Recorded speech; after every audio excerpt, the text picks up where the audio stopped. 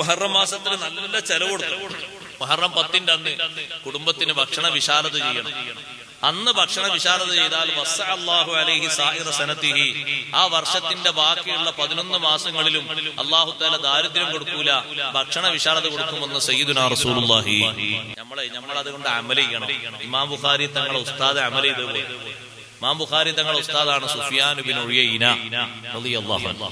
മഹാനവറുകൾ പറഞ്ഞു, ഈ ഹദീസ് അനുസരിച്ച് 50 കൊല്ലം ഞാൻ പ്രവർത്തിച്ചിട്ടുണ്ട്. ഫവജത്തുഹാ കദാലിക്, 50 കൊല്ലം എനിക്ക് ദാരിദ്ര്യം എന്ന് പറയുന്ന സംഗതി തന്നെ ഉണ്ടായിട്ടില്ല. നോമ്പ് നോറ്റാൾക്ക് അങ്ങനെ, നോമ്പ് നോൽക്കാത്ത അങ്ങനെ. ചെറിയ കുട്ടീനെ വിളിച്ച് എനിക്ക് എന്താ വേണ്ടി? കുട്ടി പറഞ്ഞു എനിക്ക് ആട്ടർച്ച വേണ്ടി. കണക്കൂട്ടി നോക്കി 600. ഒറ്റ കുട്ടി വെച്ചാൽ കുട്ടി പറഞ്ഞു എനിക്ക് ആവോലിയാ വേണ്ടി. അതാ വരുന്നത്, അതിന് 700.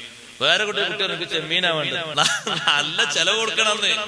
ഭക്ഷണ വിശാലത ചെയ്യേണ്ട വർഷത്തിലെ ഒരു ദിവസമാണ്. ബാക്കിയുള്ള എല്ലാ മാസങ്ങളിലും അള്ളാഹു വിശാലത തരും.